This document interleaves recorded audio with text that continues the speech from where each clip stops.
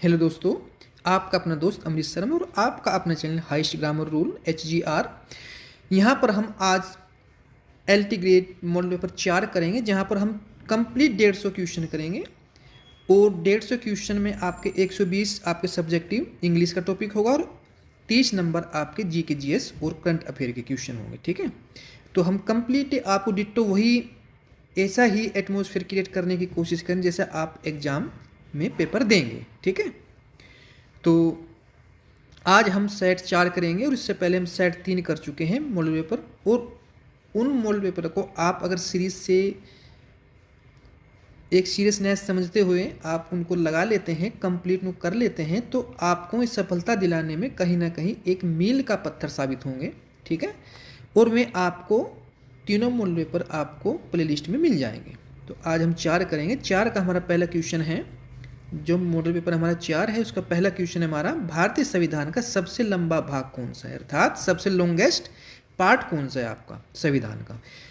आप सभी जानते हैं यहाँ पर पार्ट 3 हमारा सबसे लॉन्गेस्ट है, भाग 3 हमारा सबसे लॉन्गेस्ट है। ठीक है, हाँ हाँ हाँ हाँ भाई, पार्ट आपका 3 सबसे लॉन्गेस्ट है। ओके, और एक बार आप कमेंट में ये भी बताएं कि आपको सब कुछ विजुअलिटी वगैरह वॉइस वगैरह सब कुछ क्रिस्टल क्लियर है कि नहीं है। यस या नो आप बताएं। और इसकी हमने देखो, जो कोई क्वेश्चन ऐसा होता है, मोस्टली हमने अधिकतर क्वेश्चन में ऐसा ही किया है कि आपको सभी क्वेश्चन की हिंदी व्याख्या देने की कोशिश की, क्योंकि उससे जितने जुड़े अन्य क्वेश्चन आ सकते हैं पेपर में, जिसकी आने की पॉसिबिलिटी बन सकती है। देखो ये नहीं कि आपको जो हमने क्वेश्चन बताया था डिट्टो वही आ जाए सेम, आपको उससे जुड़े अन्य क्वेश्चन भी उस क्वेश्चन में से, उस थ्योरी में से बन सकते हैं। तो हमने कोशिश की है आपको एक क्वेश्चन से 2-3 क्वेश्चन आपको उस बनाने की, देने की, ताकि आप उससे जुड़े अन्य क्वेश्चन भी कर सकें। यहाँ पर क्या है, भाग 3 मौलिक अधिकार सबसे विस्तृत, जो मौलिक अधिकार का वर्णन किया गया वो भाग 3 के अंदर ही है। ठीक है, तो इसलिए इसमें सबसे विस्तार पूर्वक बताया गया है और ये सबसे बड़ा भाग है। क्वेश्चन नंबर 2, लोकसभा को किस नाम से जाना जाता है। ये आपका क्या है, ये आपका निचला सदन है। ओके, ये आपका निचला सदन है। और यहाँ पर बता दें आपको, उच्च सदन कौन सा है आपका, ये है आपका राज्यसभा। राज्यसभा। ओके,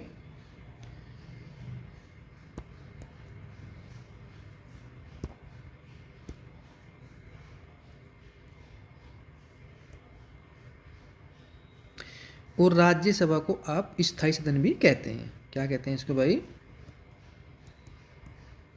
स्थायी। और ये आपका जो उसका आंसर है निचला सदन लोकसभा, इसको आप अस्थायी सदन भी कहते हैं। ठीक है, देखो यहाँ पर ये आपको व्याख्या में दिया है, लोकसभा को निचला सदन कहा जाता है। और क्वेश्चन नंबर 3, राज्यसभा कार्यकाल कितना होता है। राज्यसभा कार्यकाल आपका 6 वर्ष का होता है। कितने का होता है भाई, ये आपका ऑप्शन यहाँ पर सी होगा। ठीक है, ये टाइपिस्ट वो देने से गलत टाइप कर दिया, इसका ऑप्शन सी है। राज्यसभा कार्यकाल आप कितना होता है, 6 वर्ष होता है, और लोकसभा का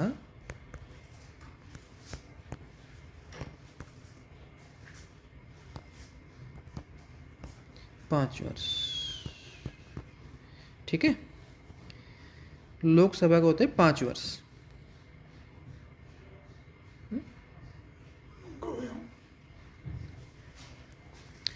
और राज्यसभा आपका एक स्थायी सदन है, और आपको ऊपर बता दिया गया कि लोकसभा आपका अस्थायी सदन है। ठीक है, राज्यसभा में सदस्य चुने जाते हैं वे 6 वर्ष के लिए, और लोकसभा में 5 वर्ष के लिए। नेक्स्ट नंबर 4, भारत का पहला आम चुनाव कब हुआ था। यह हुआ था आपका 1951 और 52। या आपको ऑप्शन केवल यही मिले 52 तो आप यही लगाएंगे, या आपको 51 मिले तो आपको इस चीज़ को ध्यान रखना है कि 1951 से 52 यानी कि 1951 से लेके 1952 के बीच में ये आपका प्रथम पहला चुनाव हुआ। ठीक है।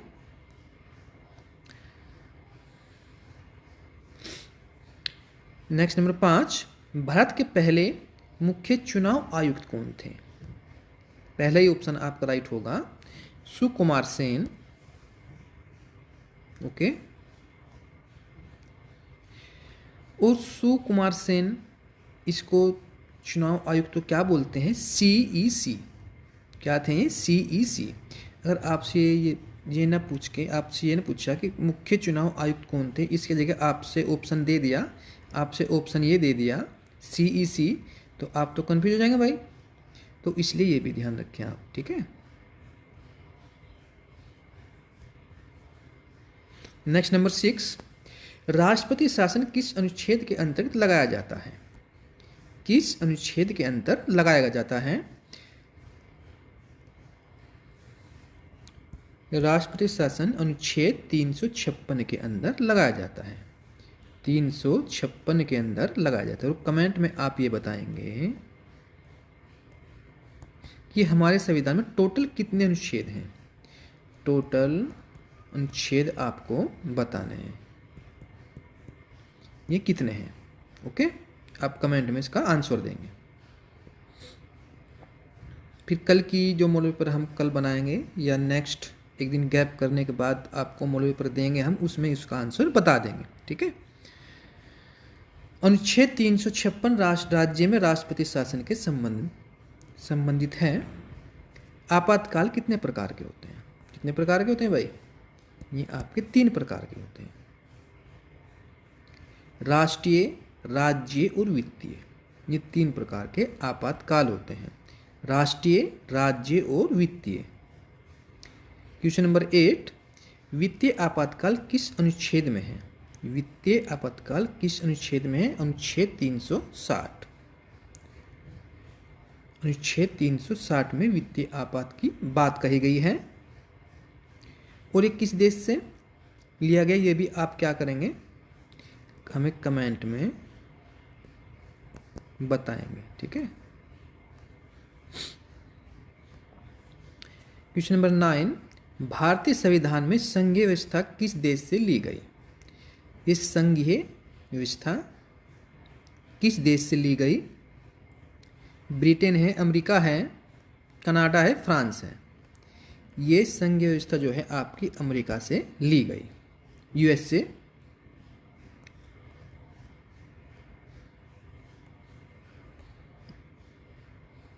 नेक्स्ट है हमारा नंबर 10, भारत के नियंत्रक एवं महालेखा परीक्षक की नियुक्ति कौन करता है?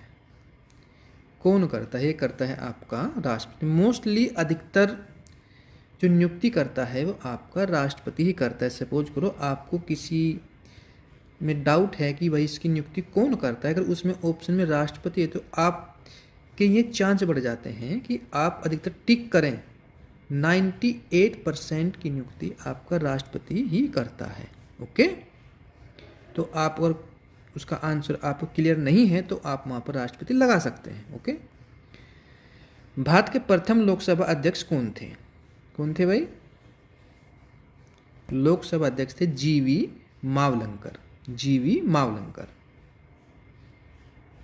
नीति, भाई देखो ये क्वेश्चन है बार बार हर सेट में हमने लगभग इसको लिया है, और ये समझो बहुत आपका इम्पोर्टेंट है क्योंकि अब तक ये नहीं आया और उसके आने के चांस अब बहुत अधिक हैं।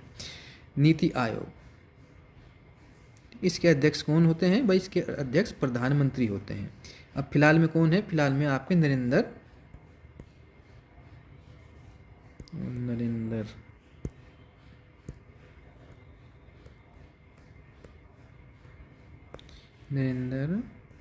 मोदी।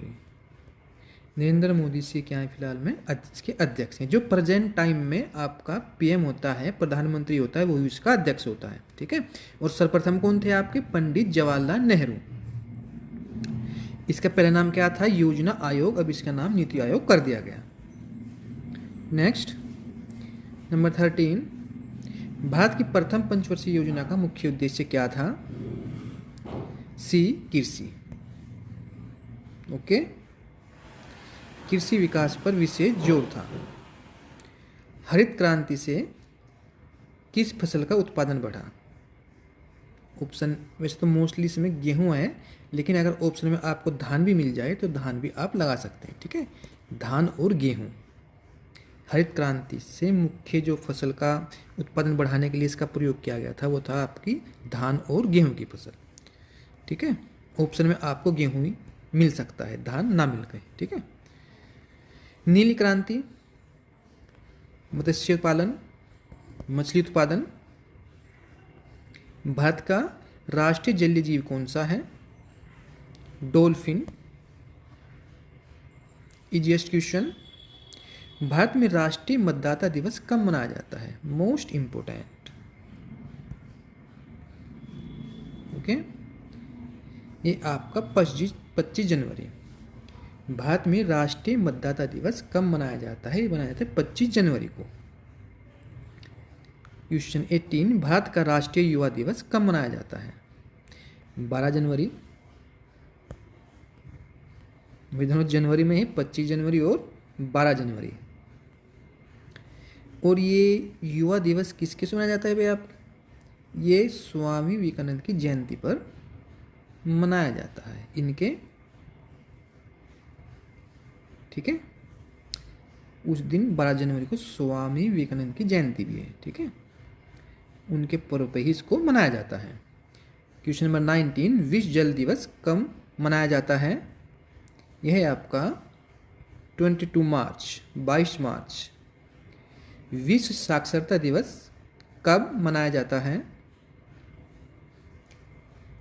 8 सितंबर। 8 सितंबर को विश्व साक्षरता दिवस मनाया जाता है। क्वेश्चन नंबर 21, भारतीय रिजर्व बैंक का प्रतीक चिन्ह क्या है? इसका प्रतीक चिन्ह क्या है भाई? ताड़ का पेड़ और बाग। भारतीय रिजर्व बैंक का प्रतीक चिन्ह क्या है? Most important. ठीक है भाई, इसको आपको इसकी आने की संभावना 95% है। ओके, भारतीय रिजर्व बैंक का प्रतीक चिन्ह क्या है? ताड़ का पेड़ और बाग। नेक्स्ट नंबर 22, भारत का सबसे बड़ा सार्वजनिक क्षेत्र उपक्रम कौन सा है? कौन सा है भाई? ये आपका ONGC। ONGC। श्वेत क्रांति, दूध उत्पादन। दूध कैसे होता है? सफ़ेद होता है। और मत्स्य, नीली क्रांति, मत्स्य जो मछली होती है वो नीले रंग की होती है, तो मत्स्य क्रांति से दूध सफ़ेद होता है तो दूध क्रांति। ठीक है, और सुनहरी क्रांति आपका कपास। कपास क्रांति जो सुनहरी क्रांति है वो कपास से संबंधित है।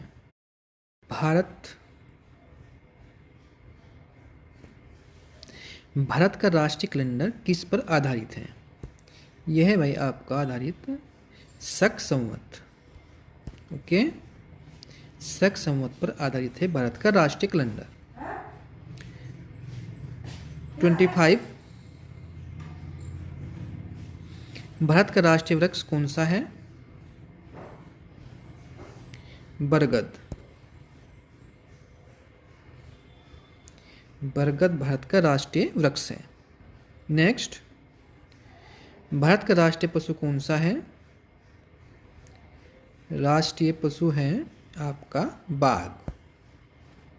नेक्स्ट आपका 27, भारत का राष्ट्रीय फूल कौन सा है? कमल। और भारत का राष्ट्रीय पक्षी कौन सा है? यह है मोर। भारत का सबसे बड़ा खनिज तेल क्षेत्र कौन सा है? मुंबई हाई। और ये वेरी इंपॉर्टेंट। ठीक है, भारत का सबसे बड़ा कोयले का क्षेत्र कौन सा है? झरिया। तो गाइज हमने इस प्रकार से आपके 30 क्वेश्चन कर लिए हैं, जो अधिकतर इसमें हमने इजीएस्ट क्वेश्चन लिए थे, लेकिन कुछ क्वेश्चन टॉप लेवल के भी हैं जो आपके लिए एग्जाम में आने की संभावना, जिसकी पॉसिबिलिटी अधिक है। तो इसके साथ में हम 120 क्वेश्चन आपको सब्जेक्टिव भी देंगे। तो दोस्तों, अपने हम सेशन को आगे बढ़ाते हुए 120 क्वेश्चन, और बल्कि 120 क्वेश्चन से ज़्यादा ही आपको हम यहाँ पर इस वीडियो में इंग्लिश के, जो हमारा इंग्लिश टॉपिक है, जो मेन सब्जेक्ट है आपका LT ग्रेड इंग्लिश में, तो उसके हम यहाँ पर क्वेश्चन आपको प्रोवाइड करेंगे। लेकिन हाँ, इतना अवश्य है, इतना ज़रूर है कि हम आपको जो कुछ क्वेश्चन लेंदी हैं उनको शॉर्ट वे में, ताकि आपका टाइम भी अधिक किल ना हो और हमारा टाइम भी अधिक किल ना हो, तो दोनों का टाइम समय बचता रहे, और इसलिए हमने कुछ क्वेश्चन को शॉर्ट में टाइप किया है और शॉर्ट में ही उसका आंसर देने की कोशिश की। लेकिन उसकी व्याख्या में हमने कोई कुताही नहीं बरती है, आपको अच्छी प्रकार से उसको एक्सप्लेन किया गया है। तो चलते हैं guys. Number 1, R.K. Narayan's greatness lies in his. इसका राइट ऑप्शन होगा,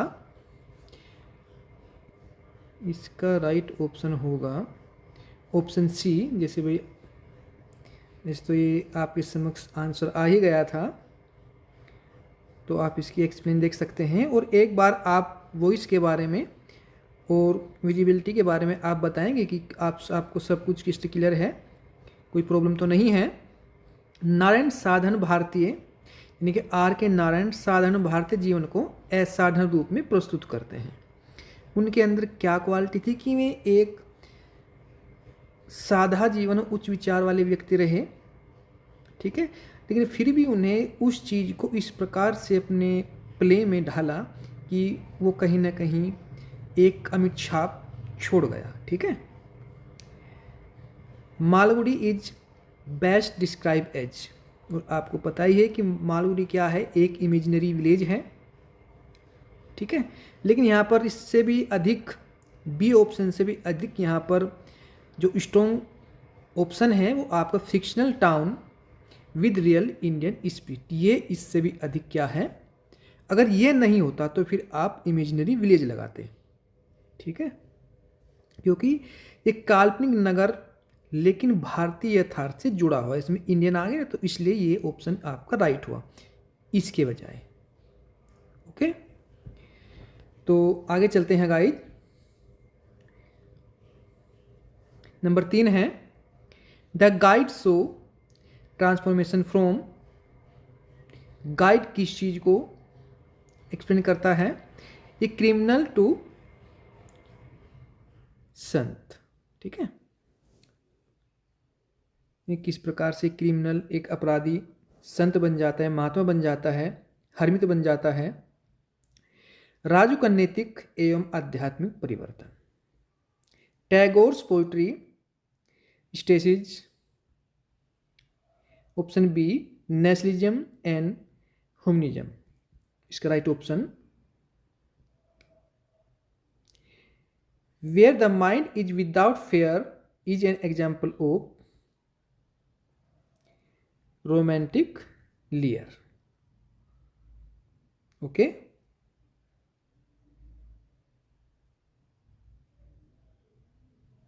यह ईश्वर से की गई प्रार्थना है। Arms and the man exposes, ये आपका hypocrisy of war, hypocrisy of war.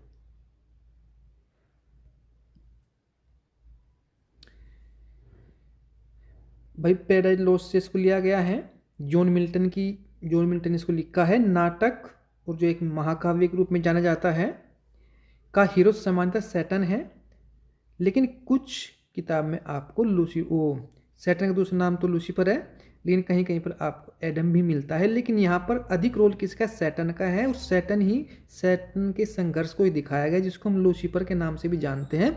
तो यही इसका एंटेगोनिस्ट होते हुए भी यही इसका क्या हुआ, आपका हीरो हुआ। ओके, कारण कथा का अधिकांश भाग सैटन के संघर्ष, साहस और विद्रोह के इर्द गिर्द चारों ओर क्या करते घूमता है।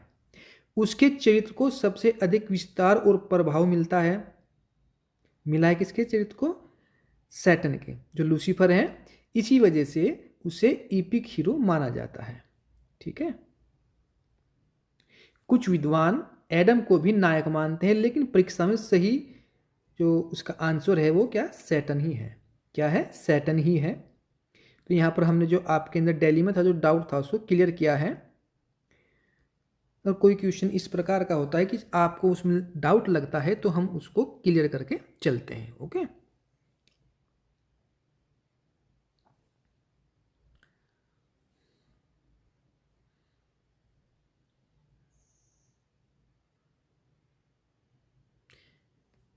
ये आपका अच्छा। अब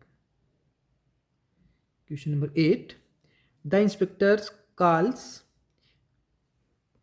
follows the concept of collective responsibility. Option C, LAG mourns the death of. LAG mourns the death of.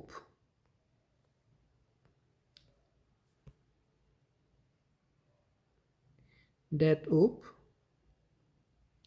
ordinary pupil. Ordinary pupil. Question number 10, Thomas Gray belong to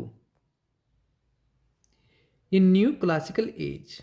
भाई थॉमस ग्रे जो थे ये न्यू क्लासिकल एज से belong करते थे, उससे संबंधित थे। Okay,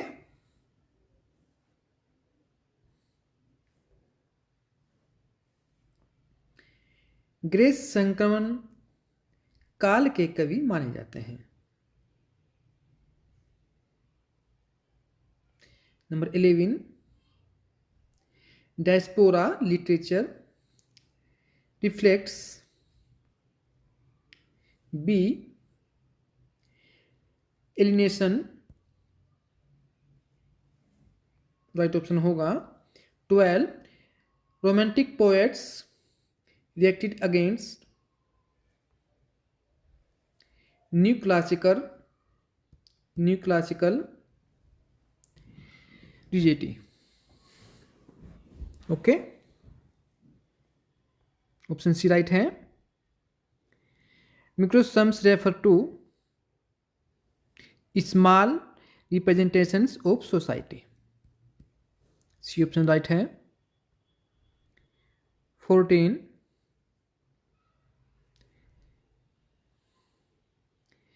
prestige differs from parody because it is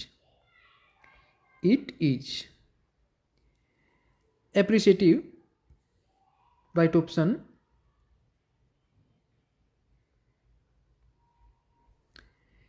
Dramatic monologue allows readers to know speaker's psychology.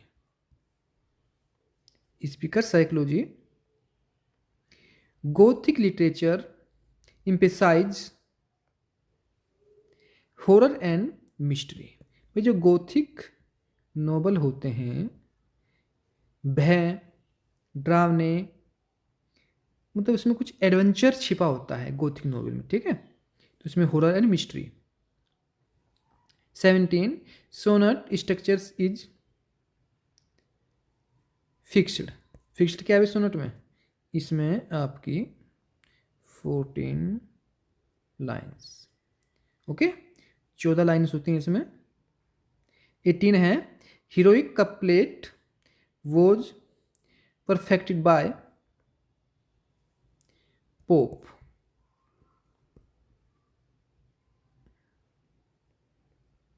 Alexander Pope. Catharsis is related to, भाई कैथारसिस के बारे में पूछा गया, किससे संबंधित है, इसमें क्या होता है, ठीक है, इसमें ट्रेजिडी। कैथारसिस में क्या होता है? ट्रेजिडी होती है। इस प्रकार से किसी नाटक में कोई दुख भरा दृश्य चल रहा है, कोई दुखद घटना घटी है, तो वो आपका क्या है? कैथारसिस है। Okay, allegory conveys meanings through symbols,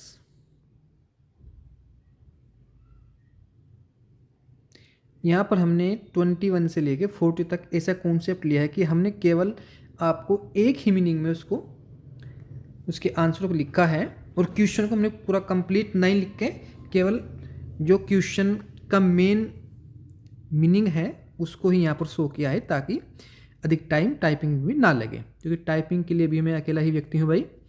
तो हमार्सिया ट्रेजिक फेलो इसके अंदर होता है भाई, हमार्सिया के अंदर। नेमेसिस टिबेशंस, वैसे नेमेसिस का अर्थ क्या होता है, एक प्रतिशोध की देवी, ठीक है। Renaissance revival of learning, humanism importance of man, थोड़ी जल्दी जल्दी चलेंगे भाई। Metaphysical poetry, conceits, new classicism, orders and rule, इसके अंदर क्या है भाई, ऑर्डर्स एंड रूल है न्यू क्लासिज्म के अंदर। अब है Victorian poetry, moral concern, moral concern. Symbolism, symbolism के अंदर है भाई suggestive meaning, suggestive meaning, irony,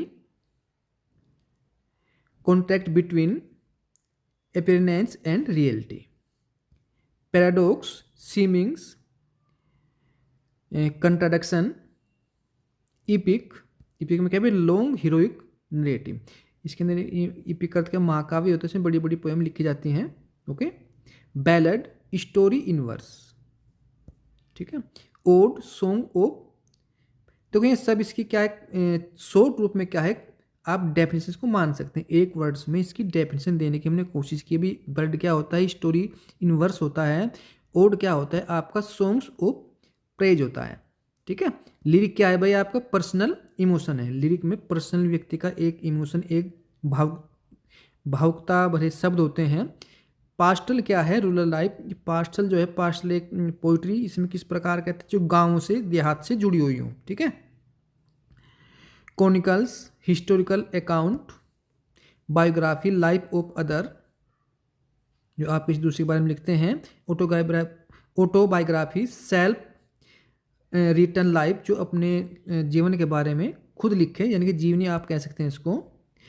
manuscript, hand writing work, आपके जैसे पुराने महाकाव्य आपके लिखे गए भोजपत्र पर लिखते थे, ठीक है, उनको जो हाथों से द्वारा लिखे गए ग्रंथ हैं उनको मैन्युस्क्रिप्ट कहते हैं। जेनर्स, जेनर क्या है, लिटरेरी, लिटरेरी क्या है, कैटेगरी है। जेनर क्या है, लिटरेरी कैटेगरी है, साहित्यिक चरण है। सेक्शन बी में हमने ग्रामर के 41 से 90 क्वेश्चन लिए हैं। Neither of the boys present, तो नाइदर के साथ क्या आएगा भाई, नाइदर के साथ हमेशा क्या आती है, सिंगुलर वर्ब आती है, यानी कि यहाँ पर इज सही है, okay. 42 he is afraid dogs, he is afraid dogs, और आफ्रेड के साथ हमेशा फिक्स रूप में क्या आता है भाई, आपका ओप आता है। फिर है आपका सी हैज नो कॉन्फिडेंस, फिल करना है आपको हर सेल। कॉन्फिडेंस के बाद क्या आएगा भाई, फिक्स रूप में कॉन्फिडेंस के बाद इन आएगा, क्या आएगा, इन आएगा। 44 आई लुक फॉरवर्ड टू, फिल करना है आपको forward to meeting you, okay. Passive बनाना है आपको,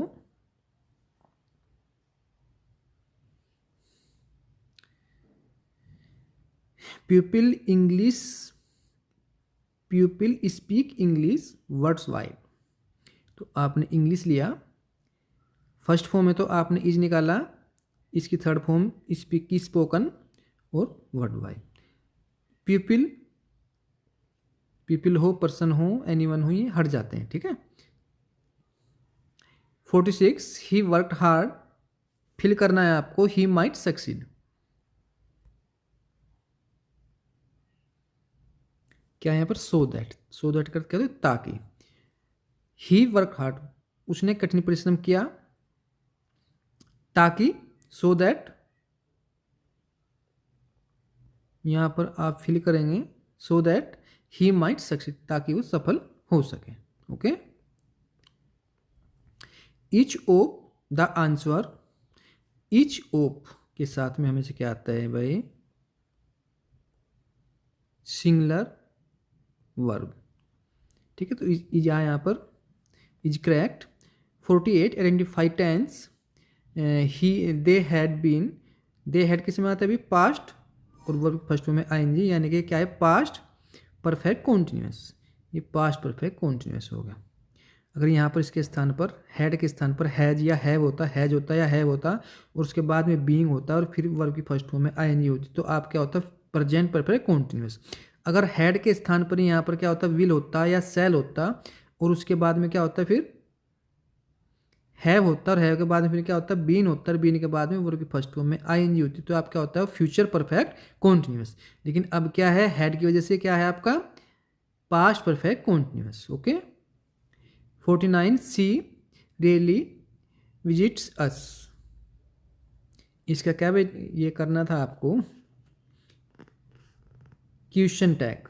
देखो क्वेश्चन टैग में क्या करते हैं, अगर ये यहाँ पर पॉजिटिव हो तो यहाँ क्या करते हैं नेगेटिव करते हैं, अगर यहाँ नेगेटिव हो तो यहाँ पॉजिटिव करते हैं। लेकिन यहाँ तो भी पॉजिटिव है तो यहाँ नेगेटिव क्यों नहीं किया, ये नेगेटिव में आंसर क्यों नहीं आया। देखो इसका तो क्या होना चाहिए था, इसका होना चाहिए था डजंट सी, लेकिन ये क्या है ये गलत है और ये सही है। तो ये सही कैसे है, देखो ये सही कैसे है, अभी आप देखें सही कैसे है, क्योंकि जो रियली है ना सेमी नेगेटिव, ये सेमी नेगेटिव होता है, यानी कि ये भी क्या होता है ये सेमी नेगेटिव होता है, नेगेटिव का ही पार्ट है। नेवर हो, हार्डली हो, स्कार्सली हो। ठीक है भाई, नो हो तो आप तो पहचान लेंगे, लेकिन रियली हो, हार्डली हो, स्कार्सली हो, ये भी क्या है नेगेटिव है, सेमी नेगेटिव है। तो उसके जो क्वेश्चन टैग आप बनाएंगे तो उसको बनाते समय इसमें क्या आएगा, इसमें नोट नहीं आएगा। तो इसलिए यहाँ पर आप जब भी क्वेश्चन टैग बनाएंगे तो उसमें आपको क्या क्या चीज़ लेनी है, आपने जो टेंस है टेंस लेना है, ये प्रेजेंट इंडेफिनिट है। ठीक है, तो इसको नेगेटिव बनाने के लिए आपने सिंगुलर है तो इसलिए आपने डज लिया, डज के बाद में आपने सब्जेक्ट लिया, तो ये बिल्कुल राइट है। ओके, क्योंकि यहाँ पे हमने दे भी रखा है रियली क्या आपका नेगेटिव सेंटेंस है।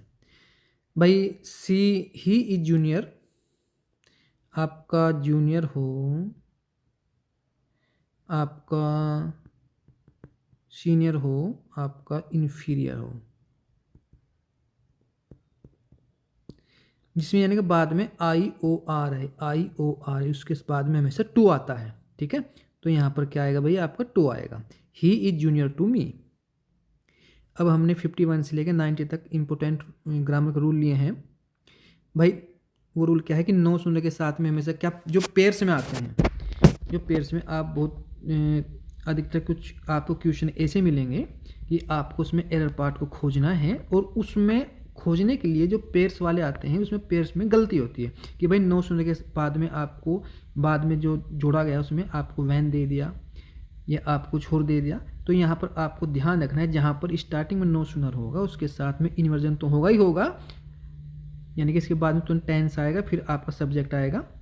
लेकिन इसके पेयर्स में क्या आता है, पेयर्स में इसके जोड़े में क्या आता है, देन आता है। नो सुनर के साथ उस सेंटेंस में देन का प्रयोग होगा, और हार्डली के साथ वैन का प्रयोग होगा, स्कार्सली के साथ भी वैन का प्रयोग होगा, एनी वन के साथ हमेशा सिंगुलर फॉर्म आएगी, ये सिंगुलर टेंस की वर्ब आएगी, समबडी के साथ में हमें सिंगुलर टेंस की वर्ब आएगी, ए नंबर ऑफ के साथ में हमेशा प्लूरल अर्थात बहुवचन की वर्ब आएगी टेंस की, और द नंबर ऑफ के साथ भी क्या आएगी हमेशा सिंगुलर वर्ब आएगी। मच क्या है आपका अनकाउंटेबल है, और अनकाउंटेबल के साथ क्या आती है हमेशा सिंगुलर फॉर्म आती है। ठीक है, मैनी के साथ ये जो काउंटेबल है हमेशा प्लूरल फॉर्म आती है, बहुवचन में आती है। लिटिल के साथ जो लिटिल क्या आपका नेगेटिव है, ए लिटिल क्या है आपका पॉजिटिव है, और फ्यू क्या है आपका नेगेटिव है। देखो भाई लिटिल हो फ्यू हो ये भी आपका नेगेटिव है, ए फ्यू क्या है आपका पॉजिटिव है, सिंस क्या है आपका पॉइंट ऑफ टाइम निश्चित समय के लिए सिंस। ठीक है, और अनिश्चित समय के लिए पीरियड ऑफ टाइम के लिए फोर। एक्यूज ऑफ के साथ हमेशा जीर्ण फॉर्म आती है, जहाँ पर भी एक्यूज्ड ऑफ आएगा इसके बाद में हमेशा तुरंत जीर्ण फॉर्म यानी कि आईएनजी फॉर्म आएगी, इसे भी समझ लें आप। इसके बाद में हमेशा क्या आएगी आईएनजी फॉर्म भी आएगी। फाउंड ऑफ के बाद में हमेशा तुरंत नाउन आएगा। कैपेबल ऑफ के बाद में हमेशा जिरंड आएगा, यानी कि आईएनजी फॉर्म आएगी इसमें भी, ठीक है। यूज टू के बाद में हमेशा पास्ट की हैबिट्स, पास्ट की क्या है आदतें आएंगी। वुड के बाद में रिपीटेड पास्ट एक्शन आएगा, जो पास्ट का एक्शन है वो आएगा उसमें, ठीक है। स्टॉप, स्टॉप के बाद में हमेशा क्या आएगा जिरंड, यानी कि आईएनजी फॉर्म, और उसके बाद में हैबिट्स, उसकी आदत जो सेंटेंस में दी गई है। स्टॉप इन्फिनिटिव, यानी कि इन्फिनिटिव क्या होता है आपका टू, और फिर टेंस का पर्पज, और लेट के साथ हमेशा वर्ब की फर्स्ट फॉर्म आएगी। और ध्यान देना है कि लेट जहाँ पर भी होगा, लेट के बाद में हमेशा क्या आएगा objective,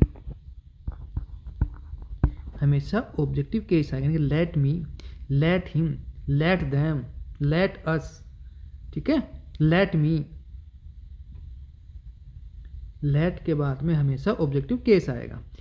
make plus object plus verb की फर्स्ट फॉर्म, मेक के साथ में भी हमेशा क्या आएगा ऑब्जेक्ट के बाद में, मेक के तुरंत बाद ऑब्जेक्ट आएगा और फिर वर्ब की फर्स्ट फॉर्म आएगी। डिस्पाइट्स के बाद में नाउन आएगा तुरंत। आल्दो के बाद में हमेशा क्लोज आएगी। अनलेस के बाद में इफ नोट आएगा, पेयर्स में है ये। आइदर और नियरेस्ट सब्जेक्ट, इनके बाद में जो नियरेस्ट सब्जेक्ट लगता है वो उसमें आएगा। नाइदर नोर, ये भी पेयर्स में है भाई। नियरेस्ट सब्जेक्ट, वन ऑफ हमेशा सिंगलर आएगा साथ में। Order of adjectives, correct spelling ये क्या है एक्रेंस, ACCURRENC, ठीक है। Break down, fail. Break up, rise. Carry out, execute. Look into, investigate. देखो जब आप किसी चीज़ का इन्वेस्टिगेट यानी कि अन्वेषण करते हैं, खोज करते हैं, तो आप चीज़ों को बारीकी से देखते हैं, तो आप लुक इनटू, आप लुक इनटू का वहाँ प्रयोग करते हैं। पुट ऑफ, पोस्टपोन, जब कोई मीटिंग चल रही है तो आपने कहा भी पोस्टपोन, तो आप वहाँ पर पुट ऑफ का प्रयोग करते हैं। Turn down, reject. Take after, resembles. Give in, surrender, ठीक है। अब हम सेक्शन सी हमने लिया यहाँ पर हमने इसको 120 करें भाई, 91 से लेके 120 तक हमने यहाँ पे क्वेश्चन लिए हैं, जो आपके सिनोनिम्स, एंटोनिम्स आदि हैं। फ्रैंक, स्पष्टवादी, यानी क्लियर भी कह सकते हैं आप इसको, इसका सिनोनिम्स है क्लियर, फ्रैंक, ठीक है।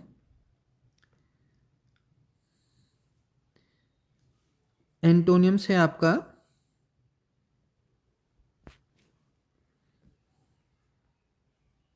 Resided, flexible. अच्छा भाई ये कैंडिड का सिनोनिम्स, कैंडिड का क्या है सिनोनिम्स, कैंडिड का अर्थ भी क्या होता है स्पष्टवादी होता है, क्लियर, ठीक है। कैंडिड का फ्रैंक होता है, और रिजाइड का क्या फ्लेक्सिबल्स होता है, और 93 का one words, fears of heights. Acrophobia, यानी कि ऊंचाई से डर, ऊंचाई से जब किसी को डर लगता है तो उसको क्या बोलते हैं acrophobia. ABG, as A B, भाई एज एज जहाँ पर आएगा वो आपका सिमली है। एज एज क्या, लाइक, एज और सो, ये तीन चीज जहाँ पर आएंगी वो आपका क्या होता है सिमली होता है, ठीक है भाई, like, as, so.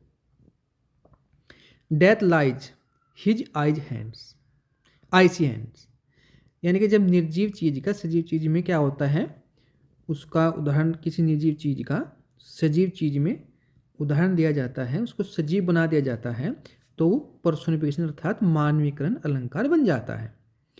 96 the classroom was a जू, metaphor.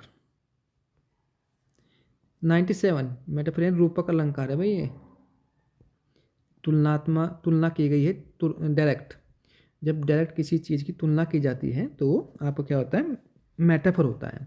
I have tons of work, hyperbole, hyperbole बोलते हैं इसका, हाइपरबोली बोलते हैं, डजेंट मैटर। अतिशयोक्ति। 98 डिफेंसिंग साइलेंस, ऑक्जीमोरन, विरोधाभास। ठीक है। Repetitions of initially sound, repetitions of initially sound,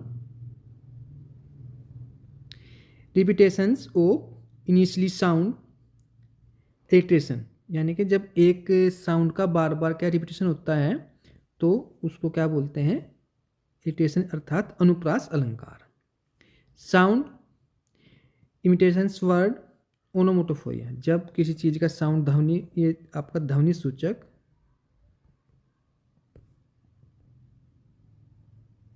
ध्वनि सूचक क्या है, ध्वनि सूचक अलंकार है आपका। ठीक है। ओनोमोटोफोइया, यहाँ पर हमने 101 से लेकर 125 तक रैपिड फायर बहुत तेज गति से हमने यहाँ पर अपने जो क्वेश्चन हमारे रह गए हैं, कुछ क्वेश्चन, उनको बहुत फास्टली हम यहाँ पर सोल्व करेंगे। ठीक है। Metonymy, associated name, synecdoche, part for whole, irony, opposite meaning, pun, words play, apostrophe, addressing, abstract, climax, ascending order, anti climax, sudden stop, descending भी आप इसे कह सकते हैं, euphemism, polite term, imaginary, mental picture, pathos, pity, logos, logic,